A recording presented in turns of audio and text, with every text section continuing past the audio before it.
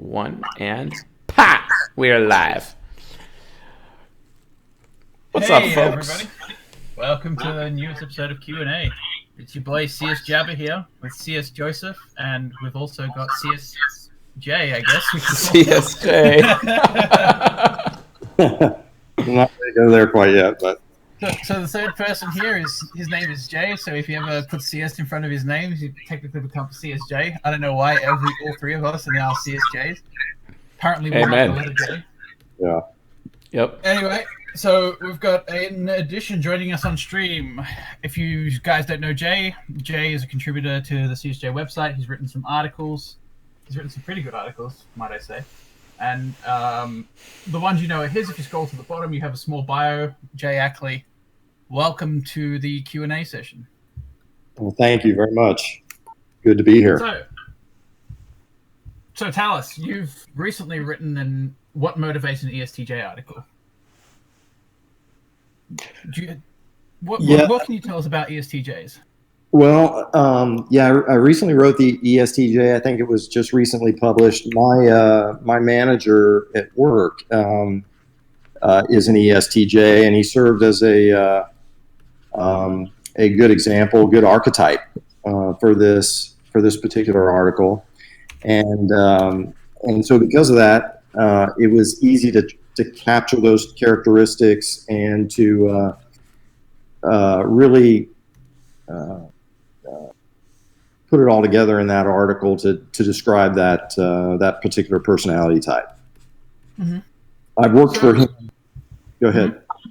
Well, I've worked for him for about 27 years. Frankly, he hired me, and I worked for him or with him all those years, and so have good knowledge of him. Nice. So your article is What Motivates the ESTJs. What can you tell me about motivation when it comes to ESTJs? Motivation. Oh my gosh, all those notifications are cancerous. Well, one motivation in particular that sticks out is the desire to want to help you with what you need. So, for example, if I need some additional support, if I need to hire someone to help me get my job done, anything like that, he's all about organization and making sure that I get the resources that I need in order to be successful. So very much a characteristic of him. He is very leadership focused, organized. He's very control oriented. But we have developed a relationship where we get each other. We work well together. And he's able to give me what I need to be successful. Right. Yeah, that sounds like someone with a very well-developed SI parent, like that loyalty, that drive, and that desire to give you what you need. Absolutely. So what can somebody who's reading this article get out of it? What does this article have to offer your audience? Why should they go read it? Well, I think it's like any articles that I write or any of us write, Jabba, it's about getting to know each other, how to work better together, understand each other, so that we are more effective in total. I really believe that the more we understand ourselves, the more we understand others, and how we can augment each other's weaknesses with our own strengths and vice versa. I think we become more effective ourselves, more effective teams. We get more accomplished that way. So I think that's what this article does, is for the ESTJ specifically allows us to do that, understand them better. I mean, absolutely. And the thing about understanding ESTJs is they're usually, the kind of middle managers. They're usually in positions of authority in most of the businesses. And if you can learn to understand them, you can create a better, more cohesive team of which you can be more productive and actually move up the corporate ladder and, get promotions and just be a better team player. That's So right. I think that your article can have a lot to offer to anybody who is looking forward to, their career and rising up that corporate ladder. I would recommend anybody, who holds a full-time job to go check out that article. It's linked in the chat, by the way. What motivates ESTJs? Yep. All right, Chase. What do we? So should we go over the format, or do we have any other announcements we want to make? I think that's basically about it. Just sorry we haven't been around, and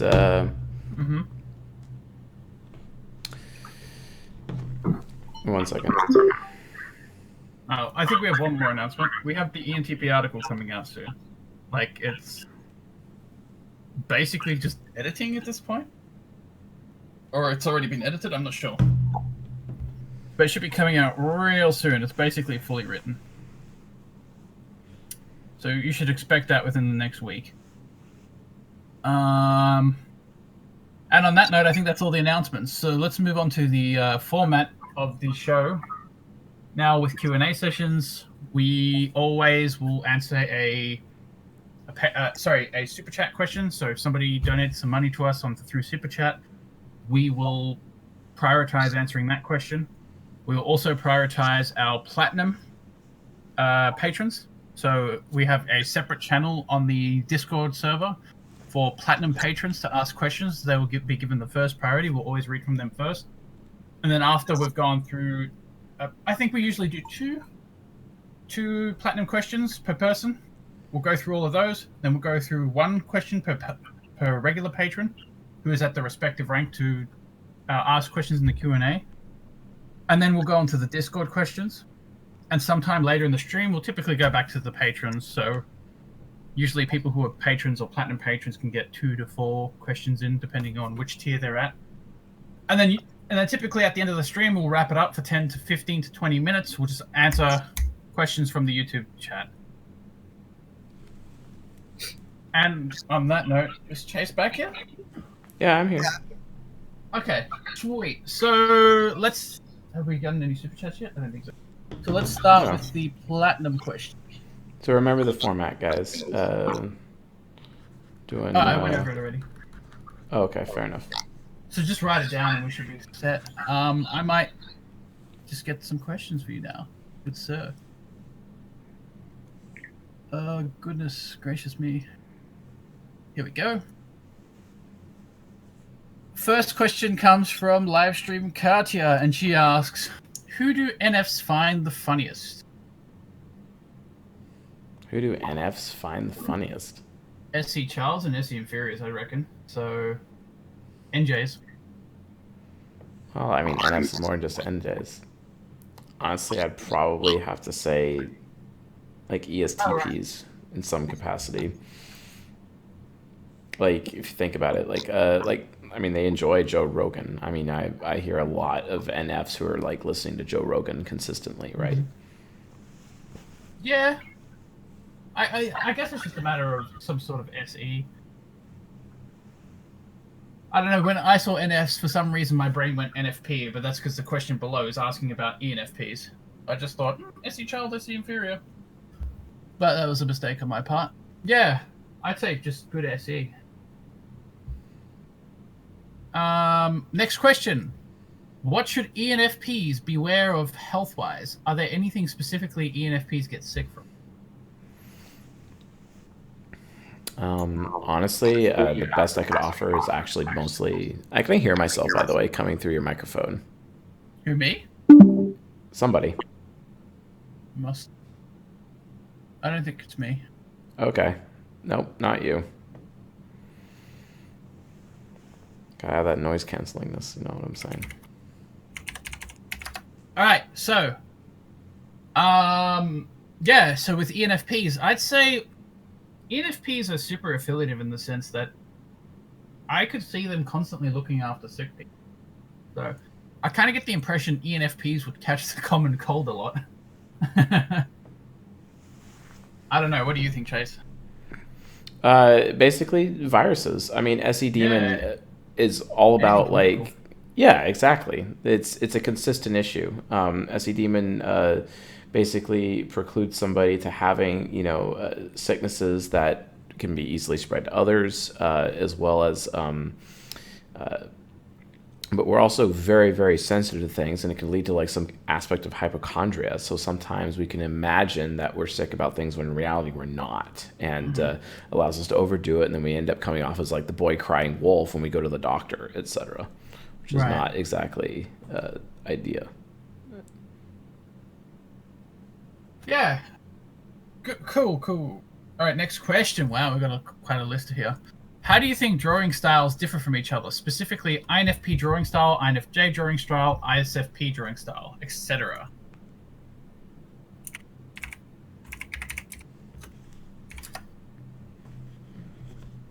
What do you think, Chase? Yes, that again. The drawing. How do you think the different drawing styles differ from each other? Specifically, INFP, INFJ, ISFP. How do they Drawing styles. I mean, INFP, ISFP, like their styles are more like ISFPs are masters of like sketches more so. INFPs are more of the metaphysical. They actually create original things that don't necessarily exist in reality because they're using their NE parent to guide their system of art. Whereas it's SE parent for ISFP. What was the other type? INFJ. INFJ. I think it's more of an eclectic style, I would say. Is kind of how they do it. Kind of like a mixture of the metaphysical with the physical at the same time, and there's just more of an abstraction, kind of like Picasso. That's more of an abstraction of the physical per se, picking out certain individual features like in a portrait, and then like extending them out further, making them larger or smaller, etc. Right. That's kind of how it'd be like. All right, let's go on to the next question. Do different languages have different impacts on cognitive functions? Have you found any patterns here? Should a person learn a foreign language that is more different from her native language? For example, learning Chinese for Americans, or it doesn't really matter? Thanks. So are we saying, could you translate that for me? Like, break that down for me a I little bit think more? what this person is saying is, will speaking a different language affect how the cognitive functions manifest? And have you No, found it any won't. patterns here? And should a No. person learn a different language? First, people should learn different languages. It doesn't necessarily like cause them to like manifest differently. It can cause them to be used differently because of certain social interactions and nuances which may be foreign. Like because you need to look at human nurture and the very customs of different societies, and then you learn those customs through language, and then it changes it from there, etc. Next question. In the INFJ versus INTJ video, you state that for INFJs it is important to be with moral people, and for INTJs it's important to be with smart people. With TI and FI child being the most pure form of logic and the most pure form of morals, wouldn't it make sense that they should benefit greatly from each other in that TE, TI, FE, FI area? I'm asking because INFJ and INTJ aren't the most compatible types socially, so it would be worth them to be around each other, or do they benefit from other types that they're more compatible with in general? Its benefit from other types that are more compatible in general would be their preference. Why is that? Because T parents or F parents look down on the T child or the F child, and when they're around each other, they just look at each other and it's like, wow, you're really childish. And that's basically, they treat each other as if they're judging each other as this childish person, basically. All right, Lev asks, now I want to know the seduction style of ESTJ and ISTP. Tell us about the seduction styles of ESTJs and ISTPs. I would say ESTJ is a mixture of the natural lover and the star. ISTP is more of a charmer approach, and I think beyond charmer, I mean they could. I don't know. I haven't really looked into ISTP seduction styles. Oh, excuse me, the charmer and the rake. That's right, the charmer and the rake.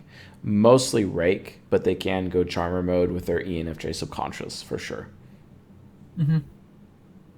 Next question, Jab and Chase. I love you guys. My question is, do the 5 love languages correlate with type? If so, why are there only 5? Also, any resources for learning more about seduction styles?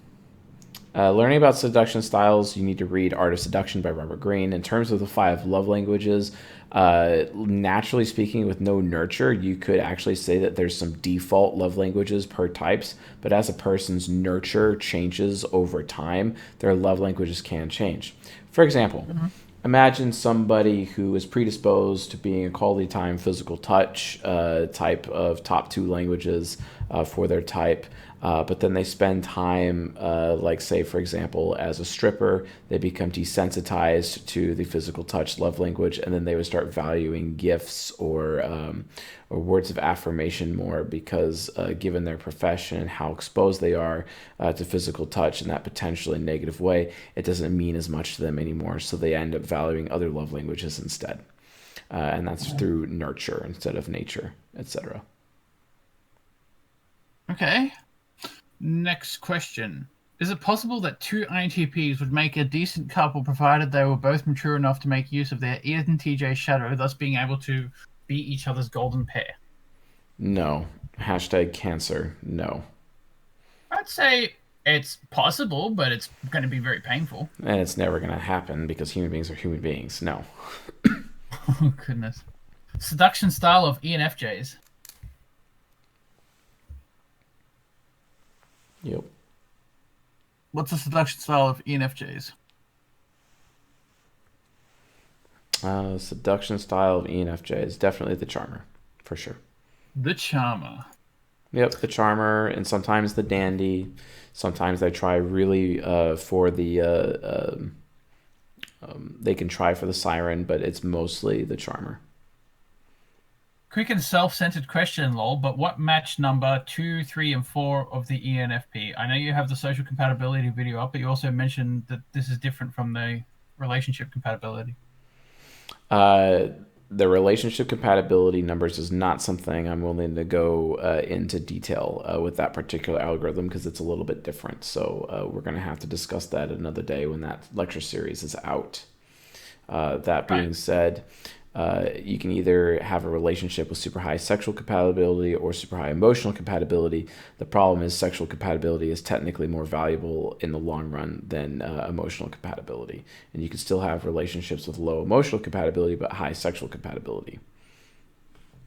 Okay. Has CSJ ever typed Eric Thor? Eric Thor supposedly is an INFJ. I've never had the opportunity to type him, though. Quody asks, I'm an INTJ female working with an ENTP male. Our interaction is exciting, but we're both in relationships. He also has a child. Is it possible to prevent the INTJ-ENTP relationship turning romantic? If ENTP leaves his family for me, I don't think I could ever believe he's loyal anyway. Probably not for the best, but then again, is he unhappy to begin with? And furthermore, like, let the ENTP do his duty and then don't judge him that way. And what are you doing for getting involved in that situation in the first place, would be my question. Okay. Next question. How long until SE Inferior forgets they slept with you? Probably never, because it's an etch to SE demon, or to SI demon. Fair enough. Is it common for ENTPs to think they're evil or bad even if they're not? Yes, it's very common because of FI Trickster. ENTPs have a hard time feeling valued or worthy. Somebody linked the video, but I don't know how we can incorporate that into the Q&A quickly. I'm kind of confused. You say INFJs are the tip of the spear and are the most useful type. Where is the place of the INTJ on that scale, and what is their purpose? Their purpose is to be the master of literally any skill. That is it. They can master any skill. And then because of that master of any skill, they can allow the ENTP to fulfill their purpose, which is to potentially make the ultimate sacrifice to save reality, even though they spend so much time hating reality. And it's all because of the INTJ and their mastery of any skill that they're able to make the ENTP comfortable enough to do their duty as their ISFJ subconscious and sacrifice themselves for the sake of reality. Mm-hmm. How should an INTJ deal with SI demon memories? Is it better to forget about the memory or try to get closure through forgiveness or revenge? Say again? How should an INTJ deal with SI demon memories? Is it better to forget about the memory or try and get closure through forgiveness or revenge? No, they need to get closure. They just have to have closure, and Yeah. forgiveness is important. The problem is with taking revenge is that they take it too far. I mean, this is why INTJs typically end up having murder in their hearts very often, and you end up having the Ted Bundys of the world. It's because their ISFJ demon takes revenge too far. It doesn't know when to stop. Hey, Right. Chase, can I ask you a question on that? Yeah, yeah, sure. Um, how, does that tie into depression rates and things like that, or no? I I honestly am not sure. Maybe the lack of closure could actually contribute to depression, but I am not an expert enough on depression to actually know. And most, like, honestly, I maintain that depression has a lot to do with something that's physically wrong, with, um, like, I'm just, I usually find depression is attached to physical ailments more so than the psyche, to be honest. So I'm really not sure I can comment on that. Okay. Also, Jab, we have a super chat. Yeah, I know. I saw it. I was about to read it. Marky Mark asks for $9.99. Do you think some of the general relationship information in How to Be a 3% Man may vary in accuracy due to type bias? Absolutely, because it was written by an ENFP for ENPs, so of course it was. And as much as the game was written by an ENTP for ENTPs, absolutely, there's a huge amount of bias within it. However, luckily it's TE Child, and TE Child ends up giving you a list of principles, which mostly works. The thing is that the particular kind of women that Corey Wayne actually kind of recommends you're going for, well, guess what? They're all NFJs for the most part, which is what Corey Wayne himself is actually very compatible with, because there are a lot of women who would not, some of his techniques would not even work on. Again, like, however, the principles themselves in terms of self-improvement for a man is what I recommend, not necessarily like trying to get into a woman's pants or anything like that, or being a pickup artist. Not my recommendation. How about, like, we actually learn to understand each other and cultivate real relationships instead of trying to manipulate each other in a negative way? That would be nice. Yeah, that would be nice. Jenna asks, what does it mean when you say shadow focus? Please give an example of an ENFP being INFJ focused. How long do they stay shadow focused, or does that mean they are dipping in and out of their shadow? Does this mean they are Uh, very comfortable in their shadow and use it well? Please elaborate. does not necessarily mean they're comfortable in their shadow and using it well, but being INFJ shadow focused means that they end up getting a lot done. They're actually pretty good at executing and finishing things that start to them. The problem is that that can also lead to a higher level of selfishness, because it's like, okay, hey, I have to do this. I'm going to do this. I really don't care what anyone thinks about this. I just need to get this done. Leave me alone. It is what it is. It is what I'm going to do. So based on that, just something, to consider. INFJ shadow also it guilts other people, or can guilt other people into doing what the ENFP wants and bends them to their will. And it also can be a master of the covert contract if left unchecked. So. Mm-hmm. Um. Next question is, let's see. Are low TE users, e.g., TE Trickster and TE Demon, generally at risk of being ignorant? Are low TE users, such as TE TE child and inferior? No. Trickster or Demon. Are they generally at risk of being ignorant? Mm, no.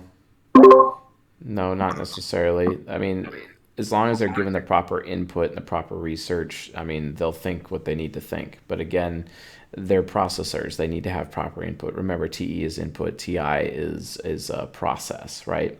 In order for a processor to process thoughts properly, they need that TE input. I mean, even I need the proper TE input, even though I'm a TI parent, because I'm just a Mm-hmm. processor at the end of the day, like a CPU, basically. Maybe like a little Okay.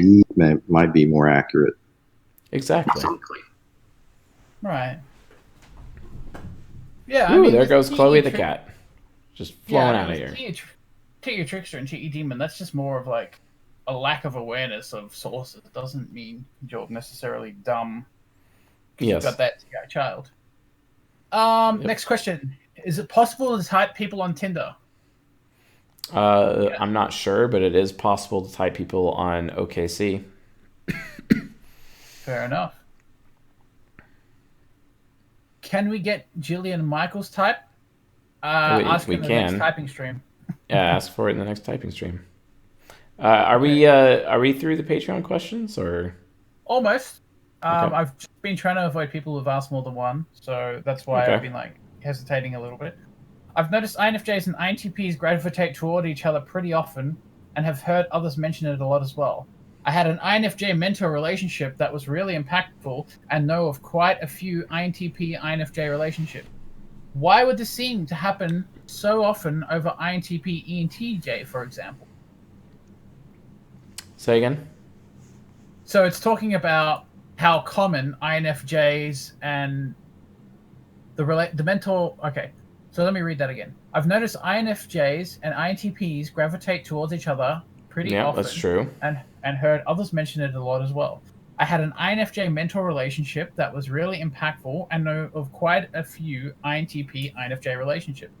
Yeah. Why would this seem to happen so much more over the INTP ENTJ, for example?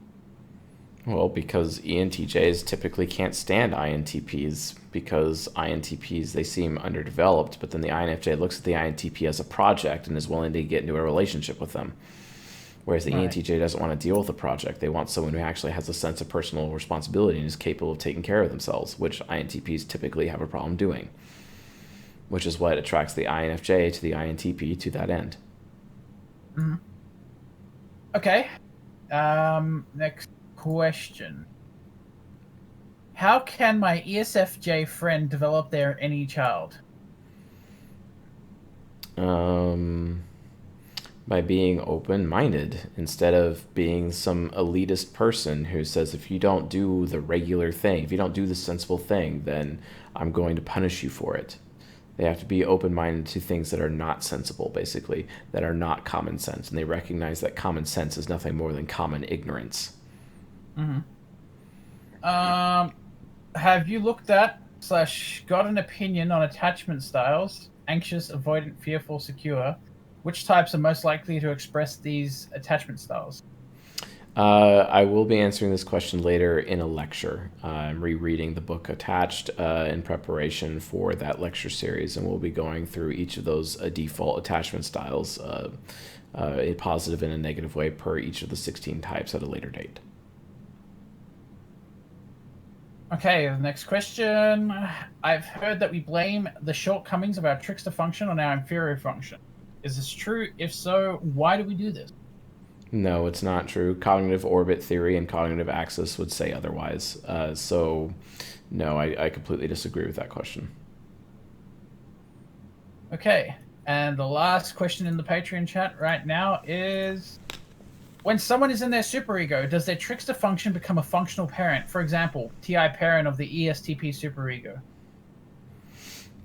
I mean, it can in theory, but this depends if there is. Are they bleeding in their cognitive transition? Is it a partial transition or is it a full transition? A full transition, sure, but in like a partial transition, which is almost always what is actually happening, probably 99% of the time, it's a partial transition. It's usually just a bleed of some kind, etc. Okay, now let's go on to the Discord questions. Oh, we got one person writing a question. I will come back to the other Patreon questions later for a second run through. Oh, he just asked, how can an ISFP get out of idleness? How can an ISFP get out of idleness? Yeah. If there's actually something meaningful in what they're doing. I mean, like, what is going to make them feel good? What is noteworthy? They need to think about what is noteworthy for them to do with their hands, for them to create. And if they find someone who thinks highly of what they create, they need to create more of it and become better at it. They just need an external source of somebody who thinks highly of their work and who would enjoy their work and what they do and give other people a good experience. And then they can draw joy from that. But if no one thinks highly of it, if no one is having a good experience for what they're making, then they're going to lose all joy and they're just going to be idle because it's like, meh, why do I even care? If no one cares or likes what I do, then why do I even bother?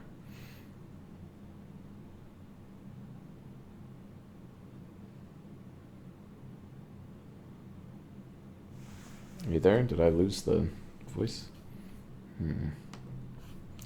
Oh, hello, you've gone AFK. All right, I'm back. It AFK'd me. Yeah, I saw that. I couldn't even drag you back up. Okay. Let me just find the next question because I left that really quickly. So we are going on to the regular Discord questions now. We'll go back to the patron questions, and then we'll finish up with some YouTube questions for like 10 minutes or 15 minutes or so. So,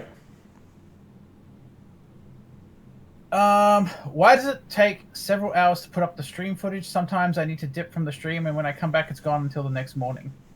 That happened recently because we had to splice some streams together, and I don't think that's done, and we're still working on that. It takes a little bit of video editing. Right. All right, next question. What if all intuitive types have mild mental disorders or something? What if you could pinpoint what turns children into intuitive types? Would people try to make sure that they no longer come into existence because they're too weird? Have you thought of things similar to this? If so, what? Yes, it's called mental eugenics, and mental eugenics is definitely a huge risk. When the entire world understands and accepts that type is a real thing, they're going to try to identify people with their types at an early age, and they'll potentially kill the types, especially the more pragmatic, likely the NTs out of all of the types, because the NTs threaten society the most. The NTs are the types that really go out of their way to change society. This is why Malcolm X was killed. This is why Benjamin Franklin is the author of the Revolutionary War. He's an ENTP. NTs like Adolf Hitler, for example, changed the face of the world, for example. And there's a lot of risks. So definitely mental eugenics is a huge risk and one of the potential byproducts of developing the science further within humanity. So, yeah. Okay. Richter Atmosphere asks, do certain types tend to be more successful in 12-step programs? If so, which types and why? The types that are most successful in 12-step programs are NJs and SPs, for sure. SE users having that fellow camaraderie and the expectations. It's a very SE-oriented environment. SE is more sensual, which makes sense because SE users are typically the people who are mostly involved in 12-step programs over everybody else. I see. If a certain type feels as their function stack is not what it should be in terms of strengths, is that the sign of the type being unhealthy? For example, INFJ who thinks their SI is used more than their SE. Not necessarily. They could just be ignorant or misinformed. Or that could just be an INFP. Yeah. I mean, I went on a rant in the Who Triggered CSJ episode earlier today where I said that with intuitives, that last letter tends to be mistyped a lot because intuitive perceivers have judging functions and intuitive judges have perceiving functions. But, what do I know? Yep. Let's go to the next. Yo, CS. Loving your knowledge. Which types would cope better or worse if they lost their vision, hearing, or voice? What about other disabilities, e.g. losing use of legs? I have a feeling SE is connected to spatial awareness. Is this true? SE is definitely connected to spatial awareness for sure. However, it's only focused within a certain area. SI users take in the entire environment around them, but when they get placed into a new environment they're not used to for very long, and it's also an environment that rapidly changes, they can't acclimate to that environment, and then they end up being really sloppy. Whereas you take an SE user, they can handle that super fast changing environment, but it's only very focused, and they don't have as much range of awareness, etc.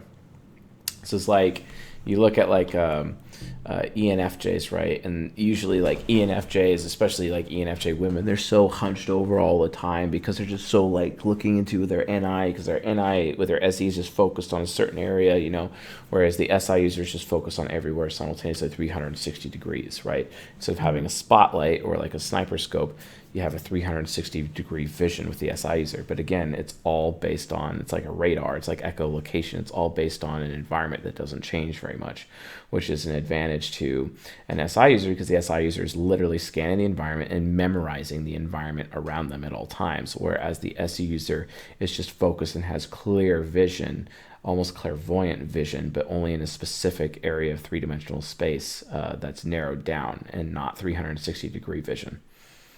Mm-hmm. All right. Next question from Alessia says, how do I convince an INFJ to stay put / live in a place they don't want to be?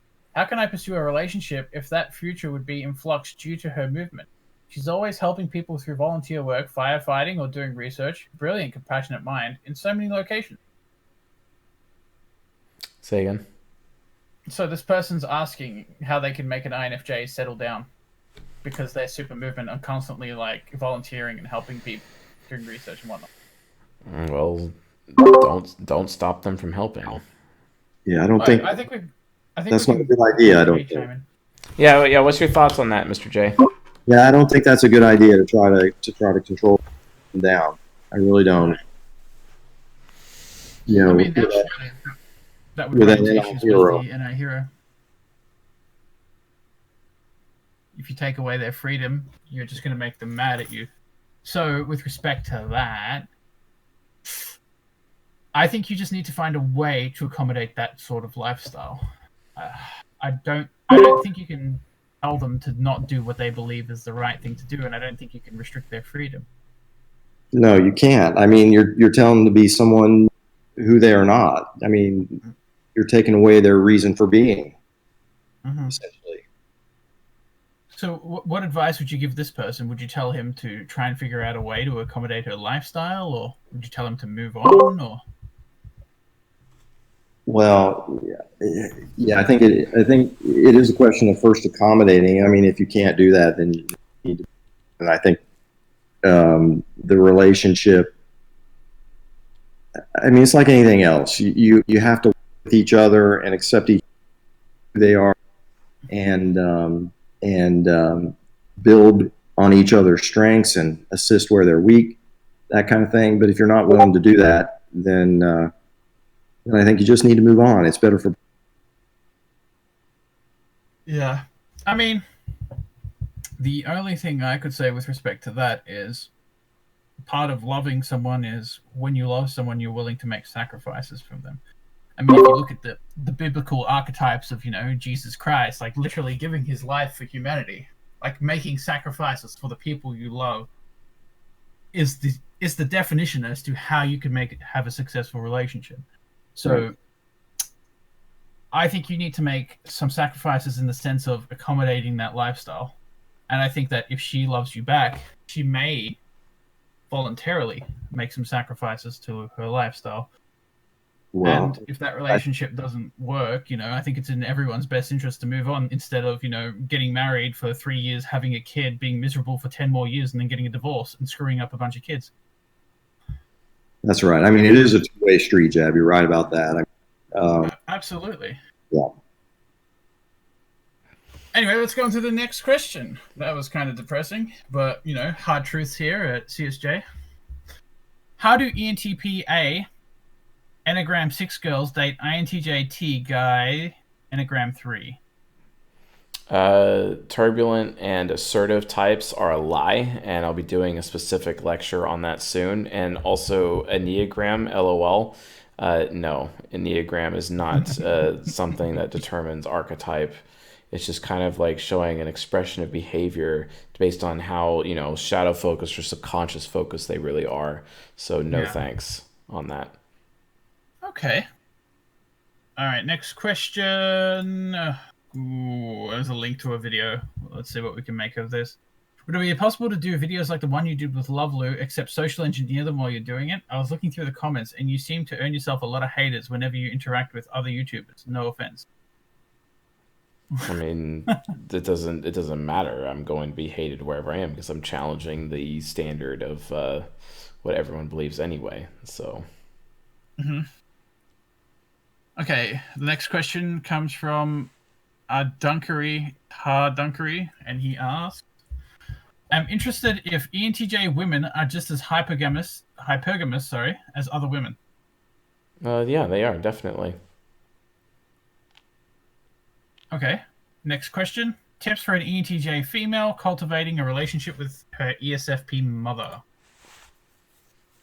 Uh, wow, that's hard. They're in the same quadra, so that's gonna be like super negative. Just don't put your self worth above your mother. Pretend that your mother is showing you cool things and pretend that you're receiving a good experience. Let your mother always have the choice and don't ever have a choice. Pretend that you're doing what you should and doing your duty around her. Be dutiful around her, I guess. And constantly tell her what you're thinking at all times instead of trying to find out what she's thinking. Good luck. Very Mm-hmm. good luck. Yeah, I actually just noticed that a few questions down, another person asked a very similar question. I am a 31-year-old ENTJ female with a 45-year-old ESFP mother. Help, any tips to understanding how to have a better relationship is appreciated. She acts like I am her BFF, but she drives me insane. I love her and want to like her, but it's a struggle. Yeah, like there's really not much you can do. You got to really bring in a third party to bring some TI and some SI into play. Find Mm-hmm. an SFJ, NTP quadra, have them between you, and then bounce off that person instead of having a direct relationship yourself. Mm-hmm. How would a relationship between an INTP and an ISTP work? How would a Would relationship between an it? INTP and an ISTP work? I mean, they barely have sexual compatibility, barely, and it's not much. And Mhm. they would just be triggering each other at all times, arguing about over who's more right than the other person. So that would be Mhm. like cancerous. I would avoid that. Mhm. Is it better to stop any parent to pretend SI can be parent? To go from INFP ego to ESTJ superego? Question mark. Say again. Sorry, this is grammatically incorrect, but I think what this person is saying is it better to stop any parent and do a cognitive transition from INFP ego to ESTJ superego so that You mean SI can be subconscious? parent? Yeah. Definitely use your subconscious whenever you can and develop it. Next question. Absolutely. In one of your videos, you said that ENTP's primary seduction style is coquette. What about INTJ's and INTP's primary seduction styles? Um, The INTJ, that's the INTP is siren. Yeah, INTJ is the siren for sure. And INTP is kind of more like natural lover, I'd say, Hmm. as much as possible. Next question. You can develop your TE parent by reading books, FI by doing things inspire your mood. How can one develop SI and NE parent? Please use examples. Thank you. It's not covered in what is the cognitive attitude of the parent functions. But it is covered in season 10, episode 8. How do INTPs compare to INFPs? Please review that lecture for your answer. Ah. All right, next question. Are there any boundaries as to with who and how an INFJ is allowed to use TI child to give reality check? I notice that people sometimes seem really pained when I hit them with that function that doesn't make me naturally back down, but I am not sure if sometimes I should stop or if it's better to keep going. When I give my ESTJ friend reality checks, I usually go with a lot of force so she can't run away. After a while, she makes huge projects, which makes me excited. But still, can I do that to everybody as long as I'm right? I really don't know if I'm being 100% effective or if I'm just hurting them. Uh, I mean, you're not really Jay can hurting chime in them. on I this. mean, it's the concept of negative help. I mean, you have to tell the truth. I mean, Mm-hmm. if you stop telling the truth, you're allowing their bad behavior to corrupt you. And if that means you're alienating them in the process, well, then that's just what you got to do. Jay, what's your thoughts on it? Yeah, I agree. I agree, Chase. That's exactly right. Right, but surely there's some sort of balance between when truth is beneficial and it's just going to derive resentment because they think you're personally attacking them. What's that balance, Jay? Oh,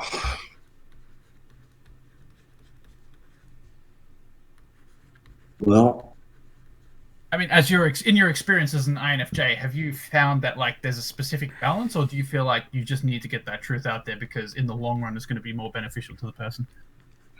well, I think it's always going to be more beneficial. I mean, truth is, and that's frankly what I try to do. I mean, yeah, Yeah, absolutely. I mean, I guess it's somewhat situational. But yeah, absolutely. You need that truth to because people need to know when they're fucking up so that they can improve their lives. they do. And They do. absolutely. And I mean, I but think well, there's always a way to share that truth or to tell them. I mean, absolutely. you don't. You got to be aware of how they're going to take it because you want to be effective when you share it. You know, understand what their reaction may be and kind of tailor it or whatever to that. But right. Yeah, I mean, I think between FE parent and SE inferior, especially with an INFJ, you can make that wisdom come from a position where it doesn't seem like a personal attack, and it comes from a position of love to try and help that person out. And I think that's the key to the INFJ using their TI chart to give people reality checks. It needs to come from a position of love, not perhaps an immature INFJ who might use TI child in an immature way, which just seems condescending and confrontational. no, with maturity, yeah, absolutely. With maturity, the SE inferior, FE parent, you're beautiful. Yeah, you can't be threatening with it at all, and INFJs tend to not be. I mean, they're more aware of the other person's feelings in that regard. I think. Absolutely. I mean, it's going to be if you want to accomplish something, you're going to be sensitive to the other person and how they're going to take it. Yeah, absolutely. Let's go on to the next question. How do you deal with a dumb and stubborn ISFJ mother? Oof. Okay, well, if I might add something, the fact that you've called her dumb and stubborn shows that you hold resentment to this person, and I think the trick to an ISFJ would be to obligate them to feel loyal to you. And if the person's your mother, they should feel loyal to you. And if you show that resentment towards them, you're just going to be giving them a bad experience. And they're not going to think that they should be loyal to you. So I think you need to have a come to Jesus moment with your mother and just rebuild, that loyalty and produce a relationship built on love. And nobody's perfect. And I think part of having successful relationships is just realizing that and accounting for people's flaws and holding them accountable when you can. I don't know, Chase, do you have anything to add to that? No, I think that's pretty good. We got a super chat. Oh, we do too. Mr. Aiden Washnith. We love Aiden. Are ENTJs more likely to be natural Machiavellian followers? What other types might be likely to follow this path? NTs. Like an ENTPs? NTs, pretty hard. NTs get really Machiavellian, and so also do ISFJs as well. They can be very Machiavellian, absolutely. And in some cases, ESFPs. I have seen it a few times, experienced it. But ISFJs get really Machiavellian for the sake of justice or what they believe is justice or social justice. They get very Machiavellian. Now, in some cases, you could argue that an ENFP does it, but it's more of a selfish point of view. It's not really like, it's more of a narcissistic standpoint. Machiavellianism is a little bit different. Now, if you're going to talk dark triad, it's a little bit different from there as well. Okay. I have an INFJ friend who is really sensitive about physical pain that other people directly cause to him. What's up with that? I have verified he is not an INFP. You said physical pain, Jen? Yes, physical pain. So I think what this person is trying to say is that an INFJ has SI demon and therefore should be less sensitive to physical pain. and that he's verified that it's not an INFP, and he doesn't understand why this person is really sensitive.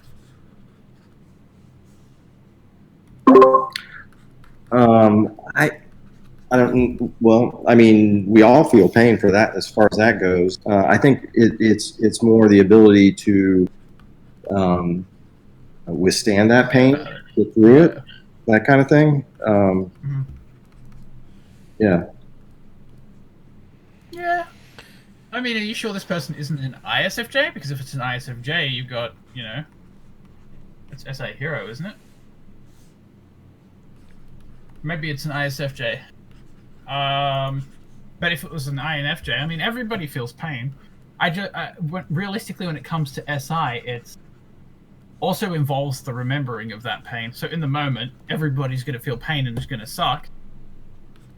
But somebody who's felt pain, who's got SI demon, who's felt pain a week ago, is probably going to forget about that pain. Will easily move past it. Yeah, I would say so. I would agree with that. All right. Next question. We got a super chat again. I know. Can you briefly describe the difference between thought, feeling, experience, and desire? And with thought, he put a T. Feeling, he put an F. Experience, he put an S. And desire, he put an N. So this is regarding the dichotomies. Yeah, regarding the letter dichotomies. So thought is basically, thought and feeling, they're basically both thoughts. But thought, in terms of the T letter dichotomy, is a true-false decision. If this, then this.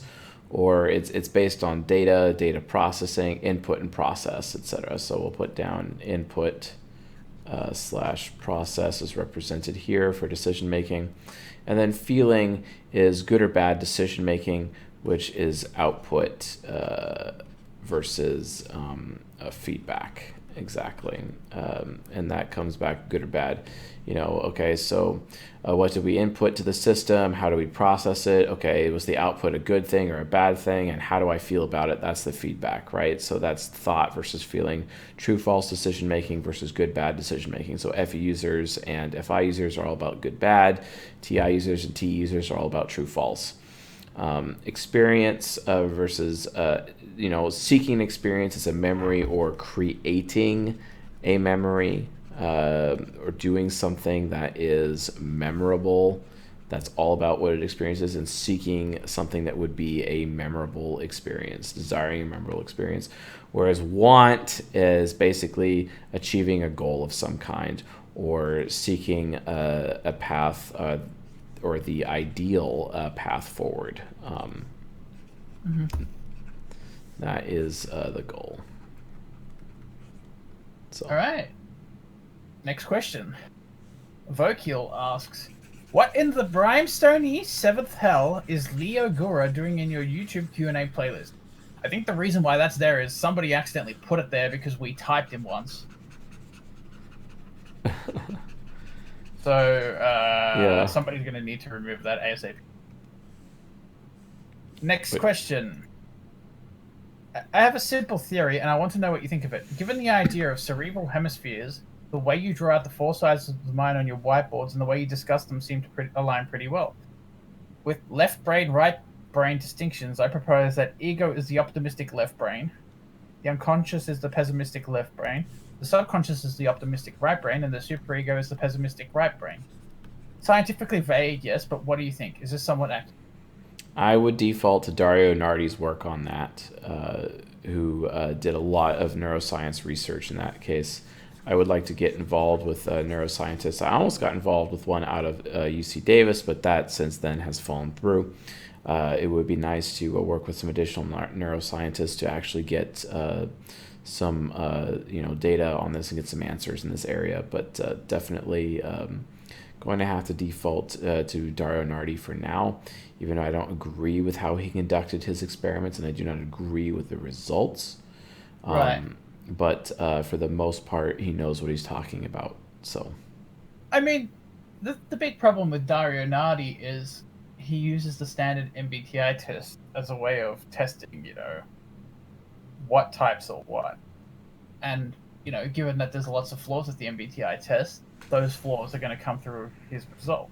So as long as Yep. he's come up with a way for somehow accounting for these flaws, Yep. and not only that, like, I think I saw a little bit of his work. He does like EEGs and then types people and has noticed that certain types have different parts of their brains lighting up. And realistically, you would need to be consciously typing them on the spot and like noting where their subconscious transitions are to map out where the four sides of the mind are. And this would differ from person to person. And Yeah. realistically, from my understanding of the neuroscience of it, it's just a preference of using certain parts of your mind which just become ingrained.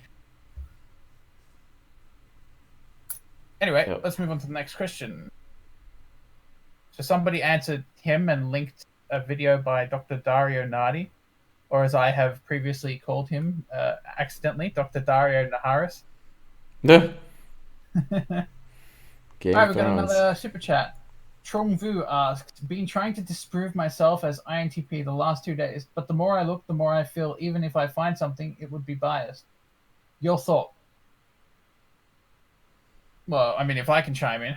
Yeah, chime in. TI hero of INTP, the only one who's going to be able to convince yourself if you're an INTP, if you are an INTP, is yourself. Like, you're going to need like some pretty powerful like TE parent or TE hero to be able to convince you, but even then it's going to be a massive struggle. The easiest way for you to convince yourself you're an INTP, if you are an INTP, is if you convince yourself. Yeah. What do you think, Chase? Can you ask the question one more time? So the person says they've been trying to disprove themselves as an INTP for the last 2 days, but the more they look, the more they feel, even if they found something, it would be biased. What are your thoughts? Well, that sounds very INFP-ish because INTPs don't concern themselves with bias and INFPs do, to be honest. In which my recommendation is watch how do INTPs compare to INFPs, which is season 10, episode 8. It was just recently released, and that should help shed some light on that discussion for Mr. Chongvu. Okay, next question comes from Aiden Woishness again. I know, I've got a lot of questions. Are there types who are more likely to use Apple versus PC or iPhone versus Android or vice versa? Yes, actually, that's funny you bring that up. So affiliative types are more Apple-oriented, statistically Really? speaking. Yeah, and pragmatics. Even though they have suicide nets at their factories? That's not very Pragmatics prefer Android because typically Android offers you more freedom than an Apple phone. It's just that it's literally that simple.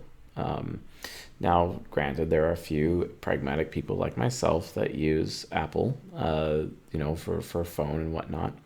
But I also use Windows for my PC because I require the freedom, from that standpoint. Yeah, it's basically that basic. But then again, don't forget you have human nurture come into play, and nurture is how someone develops their workflows. But by and large, it's usually affiliative versus pragmatic. So. Nice. All right. Let us go on to this next question. I know you didn't know this answer before. Have you looked into Ayurvedic principles in regards to food, yoga, routines that are beneficial of people of a certain mind or body type? I have looked into that, yes. Do you have any opinion you want to shed forth?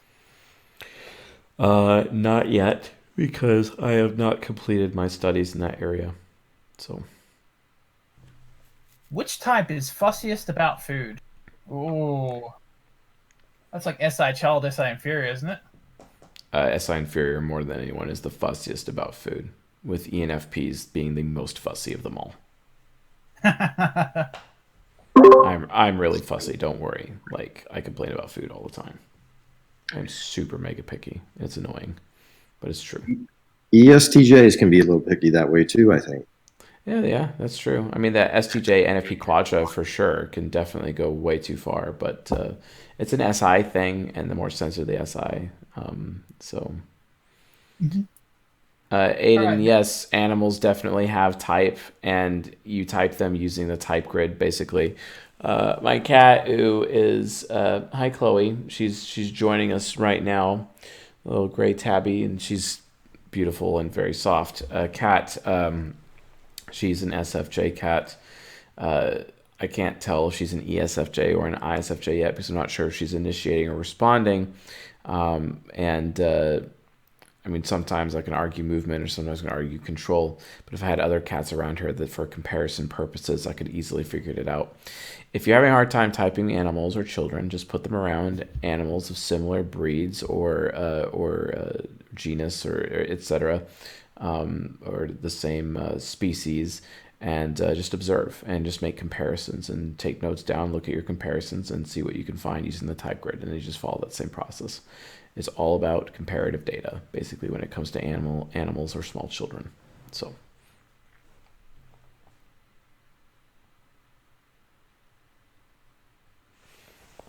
Awesome.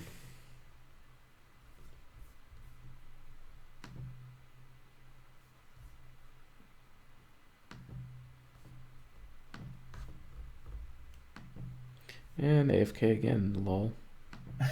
Yeah, right.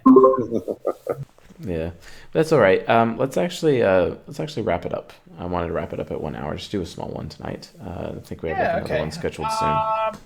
Let's quickly go back to the Patreon questions and let's just smash them all out, and then we'll do like 10 minutes of YouTube questions. Okay. All right, so let's look at the patrons. All right, can you elaborate your take on the Apostle Paul and his letters and why you don't agree with him? I don't agree with him because I do not maintain that he is biblical canon. I think what people maintain is God's word is not necessarily the entire Bible. The entire Bible is not the infallible holy word of God. If that was the case, then we wouldn't have things known as biblical interpolation. Look up biblical interpolation. The story of the whore, aka Mary Magdalene, thrown at the feet of Jesus and going to be stoned in front of Jesus, was actually Catholic oral tradition that was added to the Gospel of John 600 years after it was originally written. So don't tell me that this thing is God's infallible holy word. It's not true. Like, it's really not true. Oh, but I can't believe you're saying that, Chase, because what you're saying is then that God's power is not strong enough to ensure that his holy book would be, perfected in the eyes of the rest of humanity.